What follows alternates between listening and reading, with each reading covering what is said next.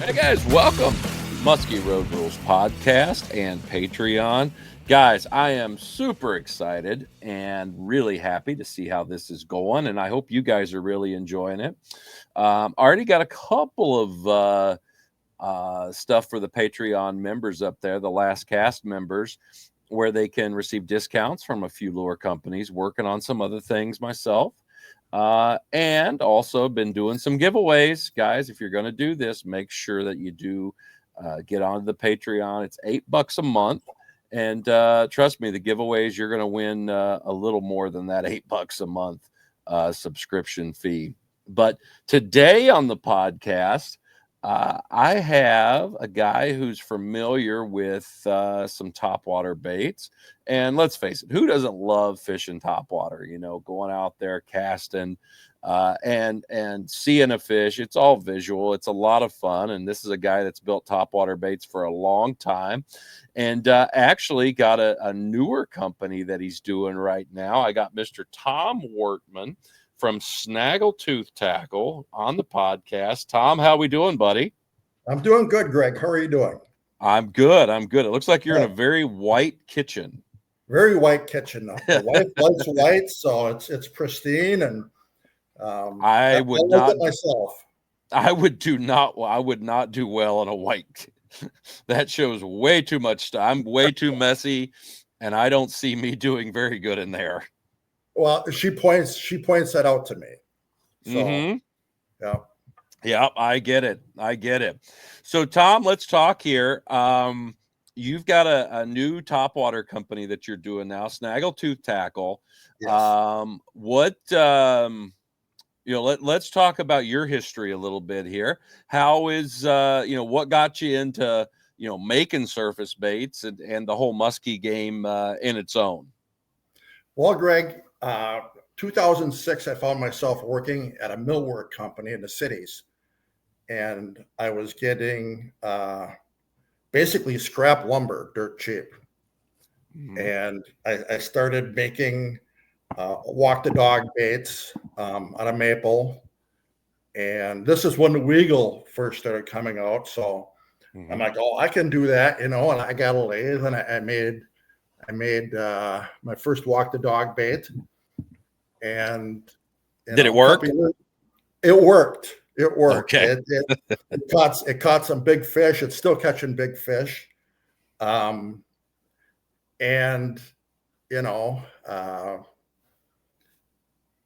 course, progression, it's like, what can I do next? Mm-hmm. So I started with making a prop bait, and made my first prop bait, Twisted Sister, and that turned out to be a big hit. Mm-hmm. And just progressed from there. I rode that wave for 10 years or so. Sure. And with some health challenges, I ended up having to get out of it. Sure. And that's when I sold out. And since then, things have changed.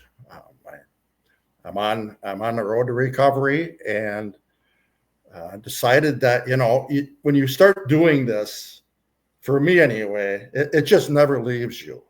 Sure. Bait making it's in my blood, and I said I'm going to start doing this again. Mm-hmm. Sawdust is your aphrodisiac. Oh yeah.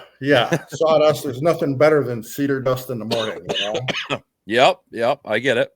So so I got back into it again, and I'm liking what I'm doing. I've got a lot of new ideas that I'm working on, and I've taken some of the older ideas and blades that I developed and just putting new twists on them. Sure. One thing I will say about your stuff that it's always been is it has been bulletproof stuff. I mean, for a wooden bait, your stuff it's beefed up. It's definitely musky proof. It's definitely going to last. It definitely has its own, beefiness, I guess is the way I would describe it.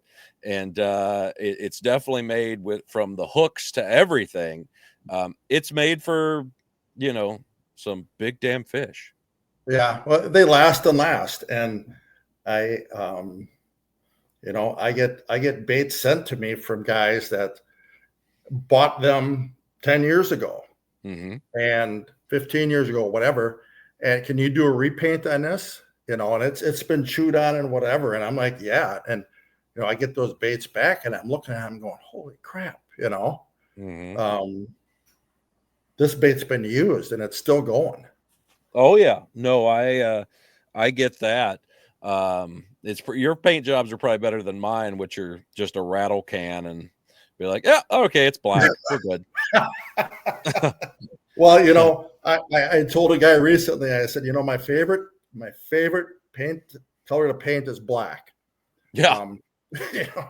I can do black. So yeah, nobody can screw up black. No, I'm definitely not a Joe Peterson True Glide type of painter, but I can get things done.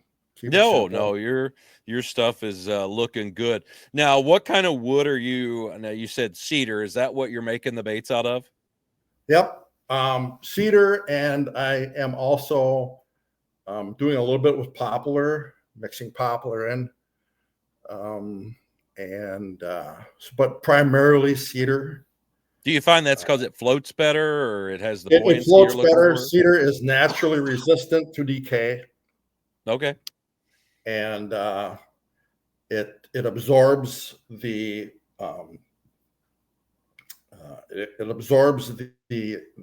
not the clear coat, but the sealing. So I seal the wood before I paint. Okay. Paint. Yeah, I was going to ask you about that. Yep. So I use a sealer, and I not quite sure what other guys use, but this here works out pretty good for me, and it keeps the bait in pretty good condition, Sure. And one of the worst things you can have with a surface bait is you get one that catches a couple fish and it starts to sink. Waterlogged. Mm-hmm. And so if you can, whatever you're doing, it's definitely working, because these baits are staying up after they're getting eaten. Just like you said, a guy sent you one that was 10 years old, and you were able to, it's still being used today. I mean, that's the cool deal here. But let me bring up here some pictures of some of the baits that you're doing right now with Snaggle Tooth. And I'm going to bring up this one here. This one's the wing nut that you have. And, the cool thing, I love the old school globe style baits, back on Mille Lacs. This style bait right here was so good to me. And I really got into fishing globes, and the slower and chatterier they were, the more I liked them. And why don't you have one of these? Oh, I do. Did I give you one? Yes. Oh, okay. Yes, okay. I do. Are you kidding me? I don't let anybody get out of my boat without at least, stealing something from them. That's a definite with me, but I do like them. And why don't you tell us a little bit about this bait, how it came about, and your kind of unique design here of it. Okay, well, most globes have one blade, and they have some chatter. This one here, I've got two blades on here, stainless steel blades that I designed.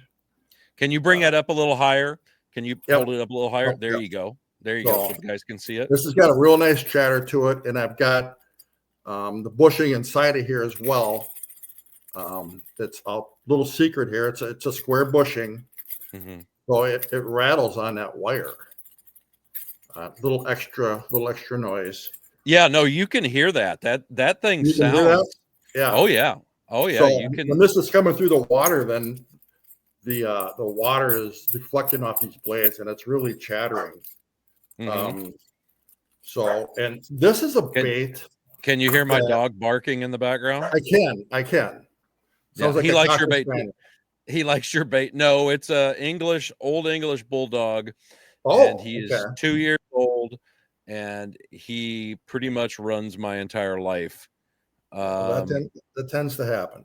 And now he's barking at something that I have no idea what he's barking at. So it's your bait. You got him going. All right. So the thing about the wing nut and globe baits, there's not a lot of guys that use them from what I'm seeing. I mean, and I use them. I love them throughout the year, but especially in the spring and later on in the fall. And now I think that those baits, they're more of a slower presentation. Yep. There's something a little slower for guys to use, and I think that's part of it. Let's face it, guys, when they're looking at topwater baits, most guys think surface baits are there to cover water. But a good friend of mine, Ty Sennett, grew up on the Chippewa flowage, and Ty fishes surface baits a ton.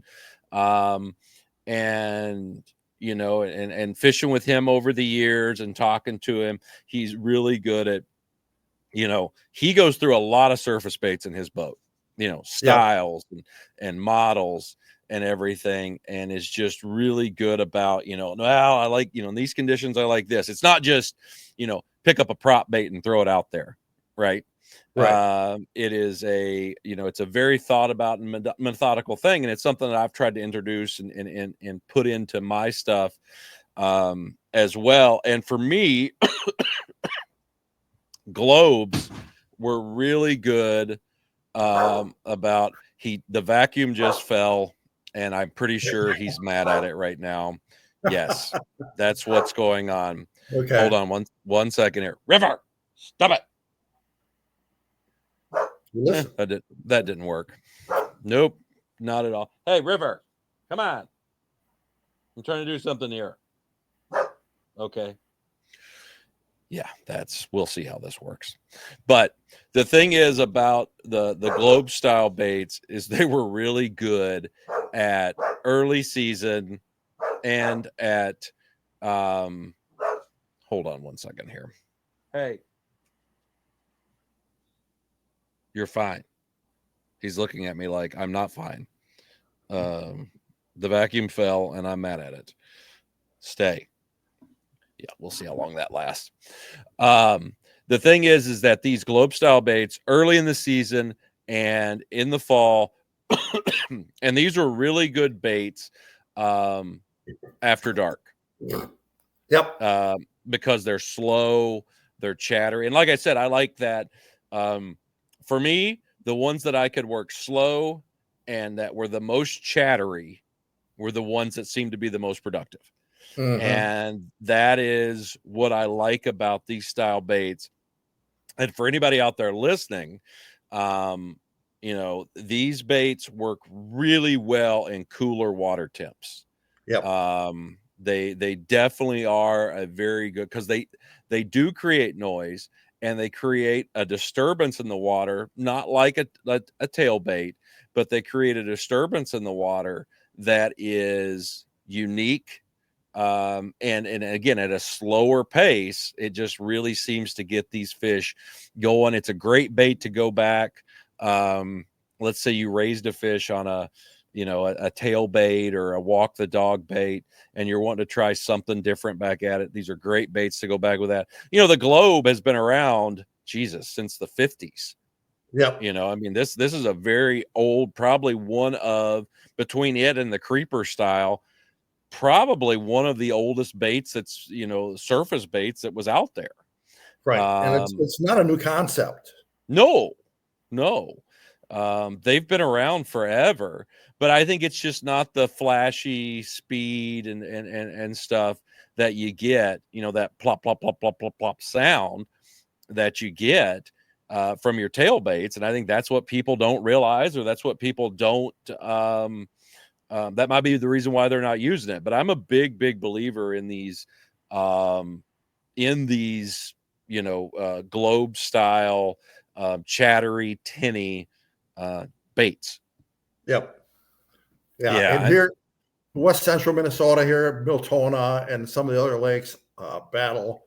I've caught some nice fish on them, Mm-hmm. and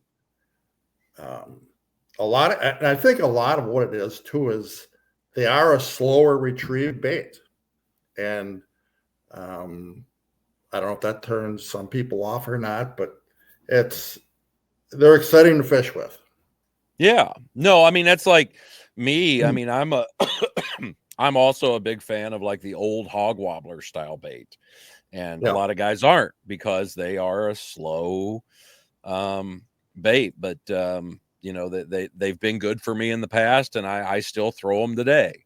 And that's why I do like this style bait. And yours, this wing nut, what I like about it is it's big. Right. I mean, it's one of the bigger size that you'll see this. I mean, what is that? A 9-inch, 10-inch bait? Yeah, 8.5 inches from just the body length. So, it's a big target in the water. Mm-hmm. And, after dark, you want a big target. Mm-hmm.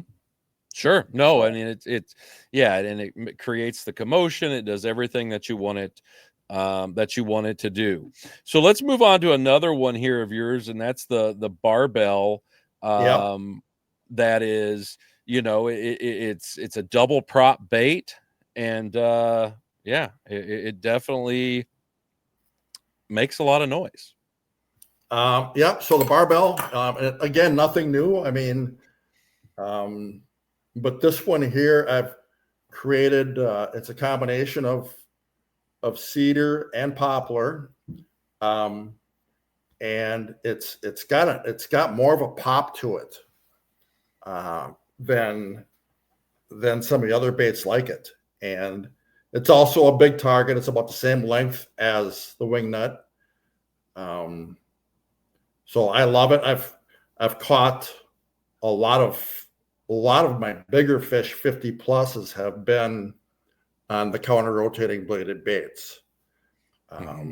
Now, I will say, for me personally, your the bait you made from your previous company, Yeah. this was my favorite bait. Yeah. This is what in Minnesota, I caught every year, in the fall, before it got too cold. This is what I reached for, and this is what I caught. I can't tell you how many fish I've caught on these things. I've had to rewire them because they've gotten bent up. I hate having to do that. Yeah, well, hey, it just means they're working. Yeah. I've rewired many of these that have gotten just destroyed, just caught so many fish on them. So I do love the commotion that these baits make. And what I like too is these are great baits to throw in. For me, it was always what I reached for if we had any kind of wind. If we had any kind of chop on the water, these counter rotating baits, and what I like, I mean, this thing has some big blades on it, right? I mean, this thing has some blades that really moves water. I mean, hell, it throws up all kinds of shit back there. And that's what I like about these baits. And why did you use the two different kinds of wood? So the poplar is a heavier wood. Poplar is like maple. And I've got that just in the center to kind of stabilize it and keep it from spinning. Mm-hmm. And the one thing that I've done different along with that is I put the rivets in there and washers. So it keeps everything moving a lot more smooth. And I mean, I'm barely flicking that. And normally with the other bait that I was making, I weighted them with lead, and I just, I'm like, I don't want to do that. I want a bigger bait, and it just made more sense for me to go with poplar, and I believe it helps to keep it a little bit more buoyant, but yet adds weight to it. Yeah. Something else I've done with these style of baits is I've put a big swivel in front. And I think that helps them too from rolling. Yep. That big swivel, if you get some, and sometimes they just do that. Right. You got to realize there's a lot of water being forced around those blades. And, and sometimes you get one that wants to roll. By adding a swivel to the front, and actually hooking my snap or my split ring or ever how you like to attach your leader, hooking it to a swivel, that really, and you want to get a good swivel. You don't want to just go get a cheap Berkeley swivel. You want to get a good swivel. Ball bearing swivel. And Yep. and one thing that I also did is the head and the tail are the same size. So I think that was part of with the previous bait that I was making, part of the problem with the rolling, because one was spinning faster than the other. Yeah. Oh, that makes total sense. I mean, now that you've made them. The other thing with this bait, and it's something with all your baits I've noticed, how are you attaching like the middle hooks? It looks like they're on there pretty damn good.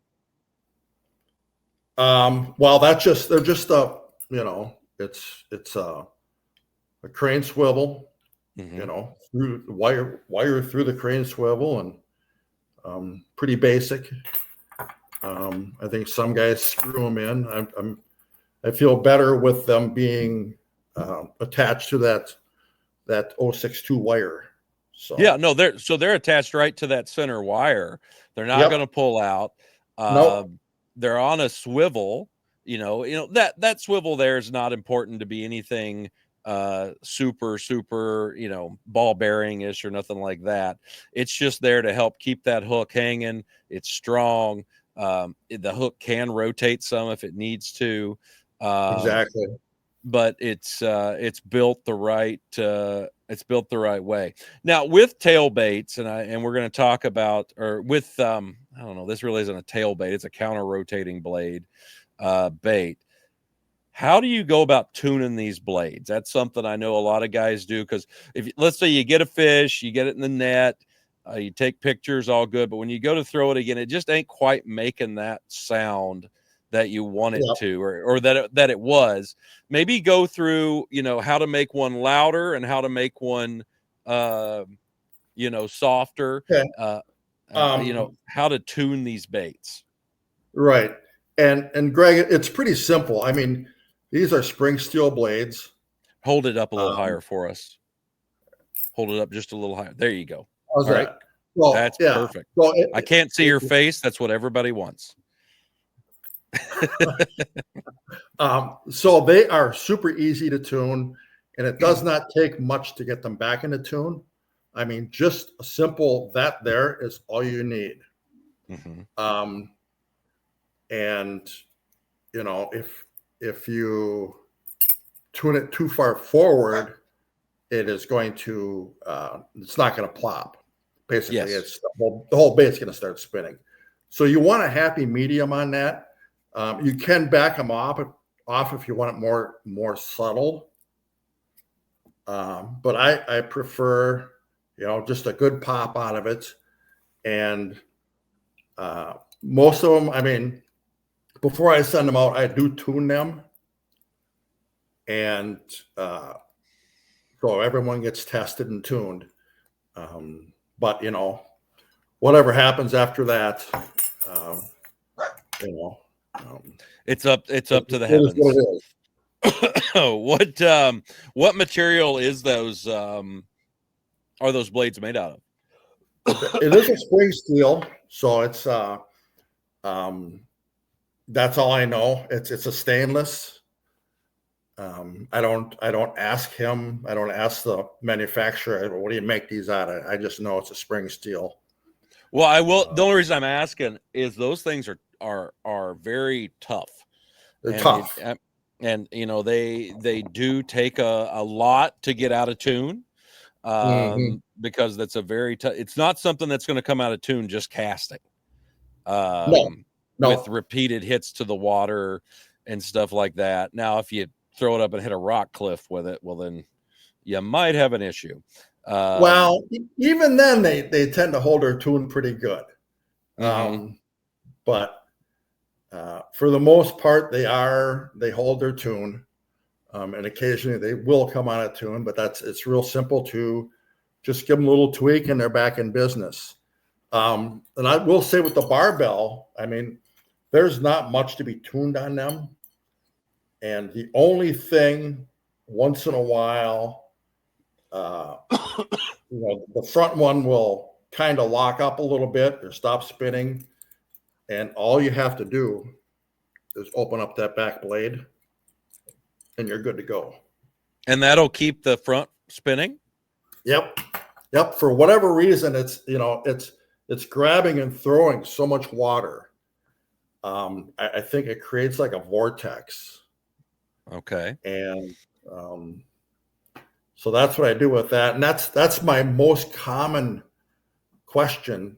I'll get emails or Facebook messages from people, how do I tune this? And I'll actually send them back a video of what needs to be done.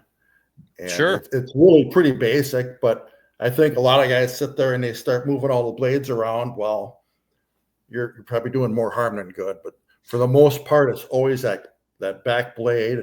You just open it up a little bit and you're good to go. Well, by opening it too, that makes it spin faster. And it's a little bit quieter. Yeah, I mean, the basic rule of thumb when tuning any of these tail baits is the more you bend it forward, the more plop you're going to get, but it will just eventually stop working. Exactly. It won't catch water anymore. And then the more you open it up, meaning bend it back, the faster it'll spin, but it'll get very, very quiet. Right. And with that bait, most of the plop is coming from that front blade. And the back is just creating a good sputter. Yeah. So it's just throwing more water up in the air.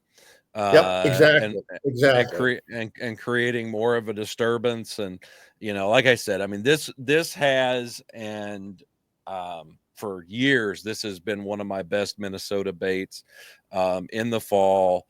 It's been really, really good. I have not had a chance to throw it much on Lake of the Woods, but I know guys are doing well with them. Yeah. A story of when I first started making that bait, my brother and a buddy of mine took him up to Lake of the Woods. And that's all they used. And he said it was incredible, the amount of fish they caught on them. And I don't even think they were throwing bucktails. It was throwing these topwaters the whole time. Yeah. And I, up on Lake of the Woods myself, I've caught several big fish on them.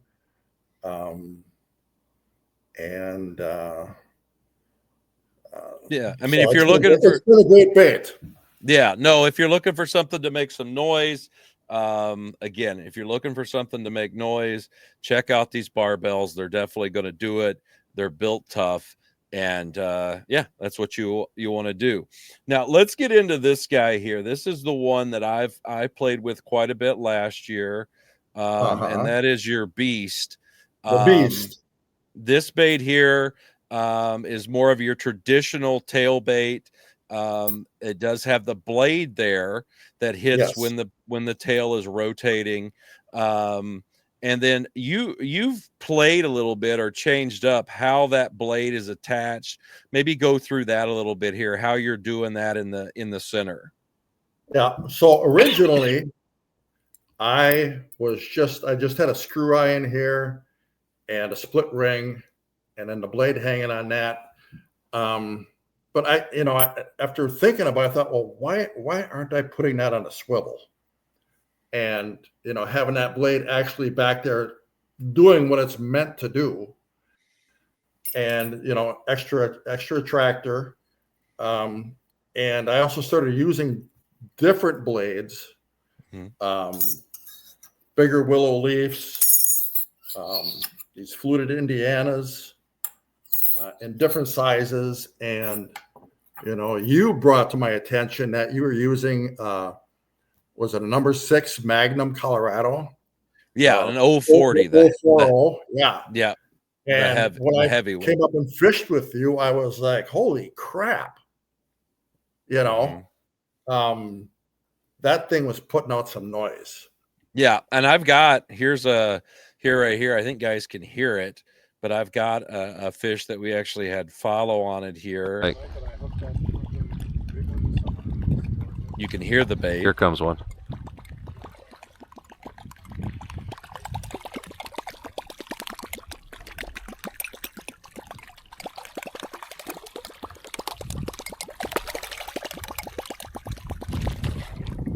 And I successfully don't catch it. Which that's just muskies. That's muskies being muskies. Which is total muskies being muskies. But as you can hear there, over my jabbering, you can hear the bait coming in. It definitely is making that nice plop sound. But to me, that 040 blade, especially with the thickness of the, and the heavy dutiness of your tails, just sounds really nice together. It almost gives you a little bit of the flap tail sound with the plop. Yep. It's heavy. It gives you that ting. I'll play it here again for guys to hear, because you can hear this really nicely. Here comes one.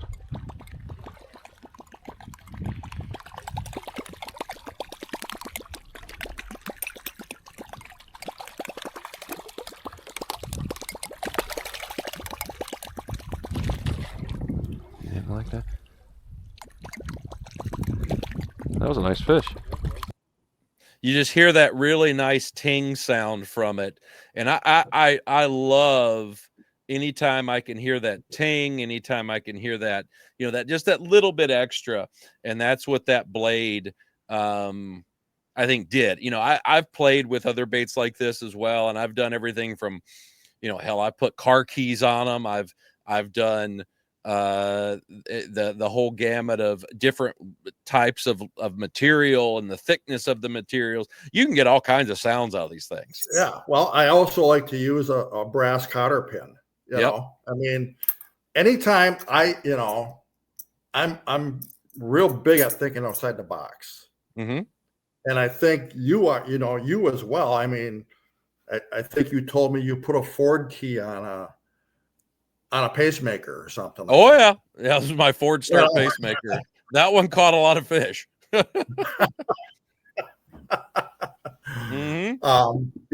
And that's going to be the difference between catching fish and not sometimes, is giving them something they haven't seen or heard.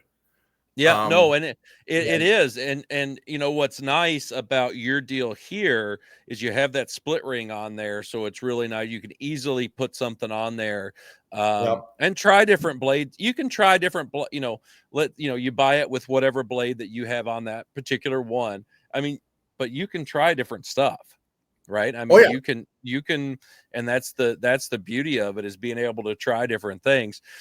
Now, you don't want to go too big, because then it's going to really hit the blade and you're going to have problems with the blade spinning. So you want something that's still kind of small, but still goes back there and hits that blade as it turns. And you get that nice little different noise, right? You get that little different sound, that little ting. And that's a huge part of it. Yeah. And the big thing with hanging different apparatus on it is just not having too much contact with the blade. I mean, you don't want a whole lot of the spinner blade hanging back past the prop blade. Yeah. And that's where the problems will come in with it kind of skipping out. Yeah. So no, and I've got a video going here. It's one of my friends, Vicky, of a fish caught on the bait that we just had on there. Now I don't have audio on it, mainly because all you hear is Van Halen. Nothing wrong with Van Halen. You don't really hear the bait that much. You just hear Van Halen very loud, and Vicky going, "Oh, there's one." But this was a 48.5 that she caught on a figure 8 with nice. the surface bait. And the age old thing is, do you leave the bait up or do you leave it down under the water? This one in particular, she brought it underneath the water and the fish ate it. This is on the beast, the same bait that you heard in the previous video. And again I like the 040 blade on there. Mm-hmm. And it definitely does some, you hear it down there plopping and stuff. But that's the other thing I like is that you are shrink tubing the back hooks and sticking, keeping those stuck out the back of the bait. Something that's, it's not nothing new, but it is something that's nice to have just done from the manufacturer, right? You don't have to do it yourself. And it's nice shrink tubing that, it doesn't get floppy back there. Right. And this year also now I have, I've upped the hook size because I've had some of my mutual friends of ours saying, the hooks aren't big enough. Mm-hmm. And I think you and I had talked about this when I came up and fished with you. But it's, I've gone up to 7/0 hooks on them. And on both belly and back. The belly and the back, and that just sticks that hook out a little bit further past the body for better hookups. Mm-hmm. And the other thing too that I've done with surface baits, not necessarily yours, but is if you get one that wants to roll a little bit, putting a little bigger hook on the belly, a little bigger, will cure that, because you get that weight and you get that anchor. I call it an anchor point there, to keep that bait from spinning around. I got a couple, here's a picture of a fish in the net here. Do you know anything about this fish? This here was a Lake of the Woods fish, caught by Ethan Stout. Ethan is he's a pretty hardcore musky guy from the cities. Mm-hmm. Uses a lot of my stuff, and he's always used my products. So it looks like he's a split ring guy. Connects them with a split ring there. I'm looking at the nose of the bait. Yeah, I guess I didn't even notice that. Yeah, but no snaps, all split ring, but a nice fish. And then is this Ethan here? Is this a different guy? I don't know. Is that Ethan? That is Ethan as well. That was actually in a PMTT. Yeah, I was in this tournament. That was the biggest fish caught in the tournament, I think. Yep. So that was a 51.5, I believe. Mm-hmm. Yeah, so he's a fish catching machine. Yeah, no, he does some guiding out of the cities as well. And he caught that one on the second day, I think. I believe that is correct. The second day. And it was sunny, flat, not your perfect musky conditions by any means. Do you know kind of the story on this fish here? I mean, was he up in the sand? I believe he was, yes.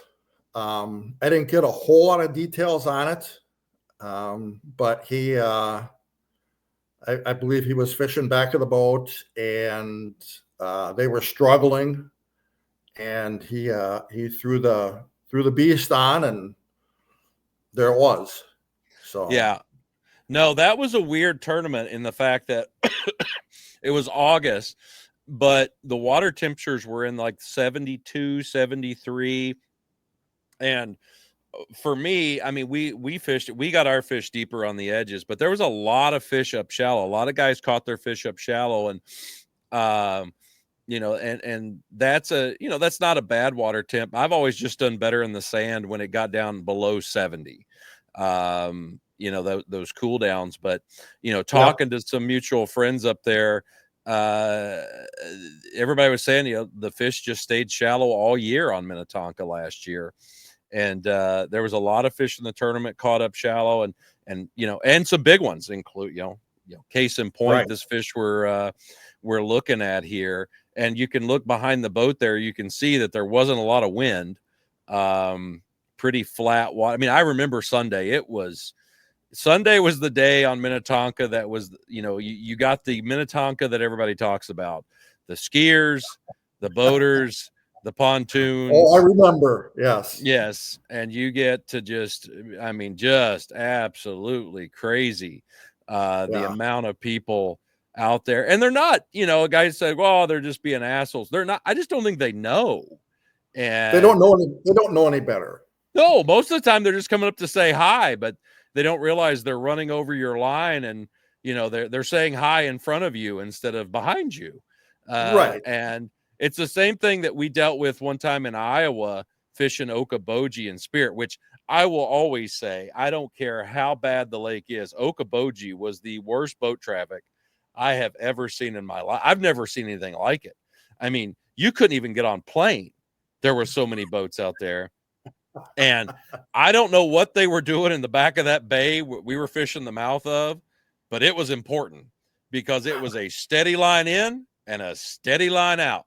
It was like if you ever watch Ozarks and the church meeting where they're selling meth in the Bibles at the church. I don't know if that was going on back there, but something was happening in the back of that bay, because I'd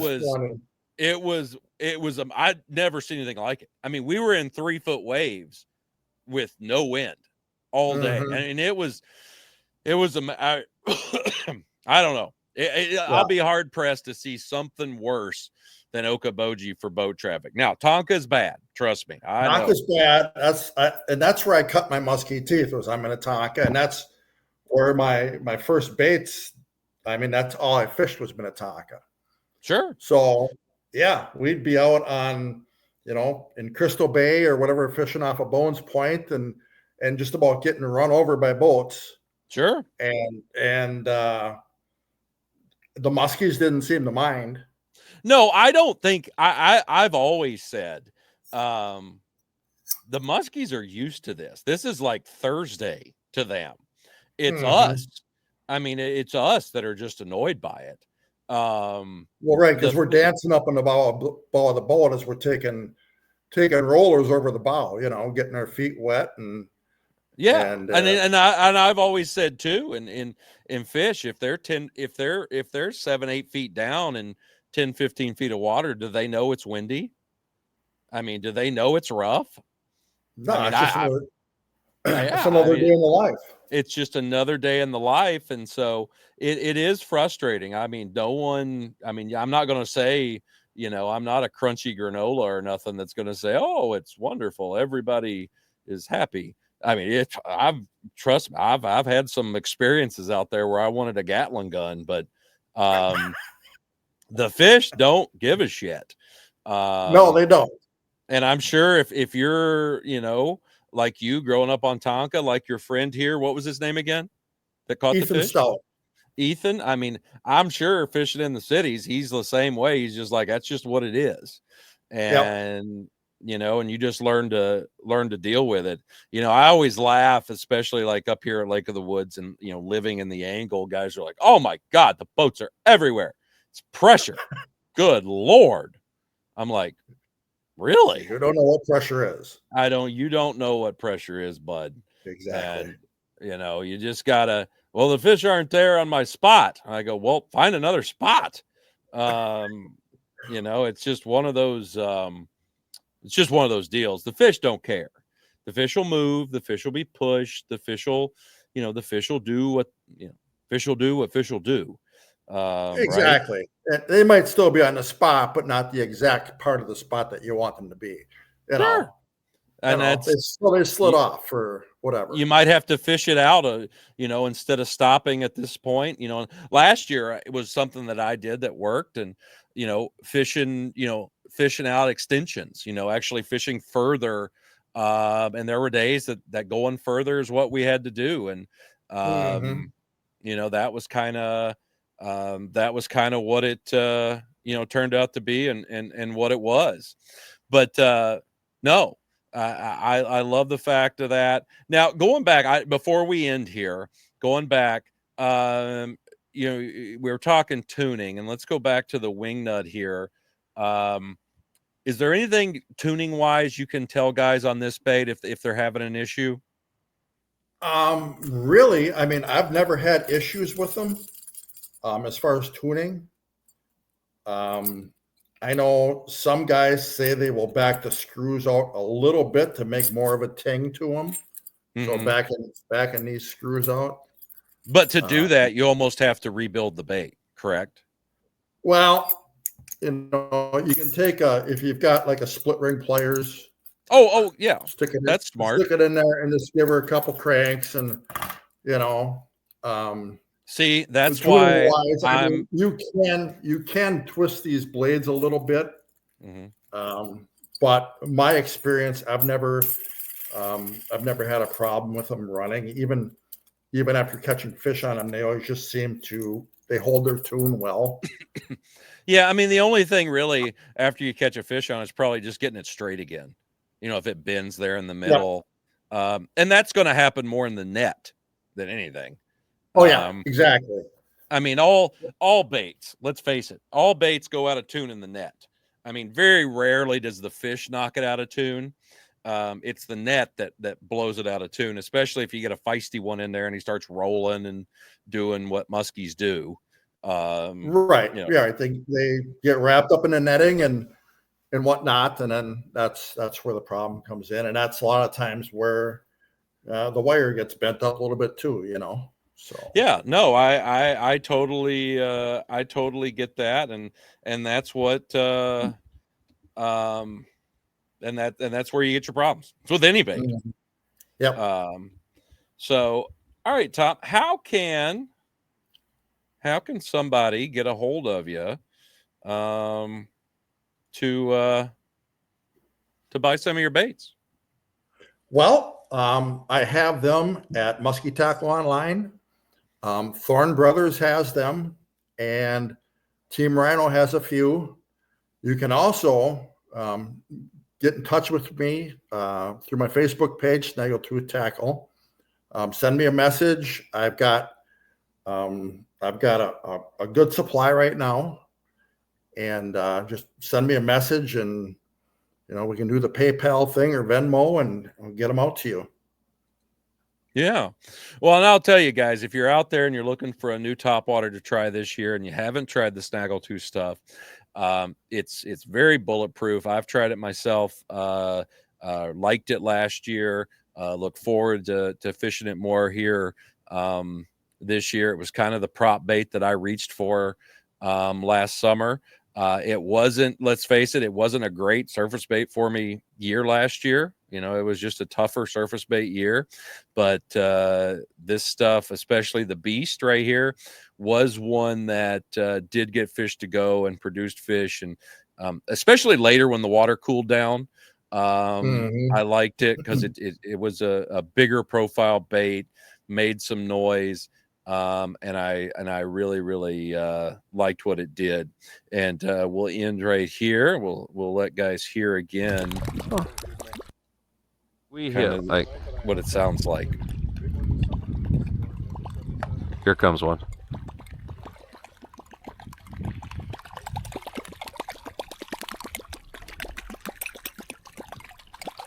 You can hear that little ting.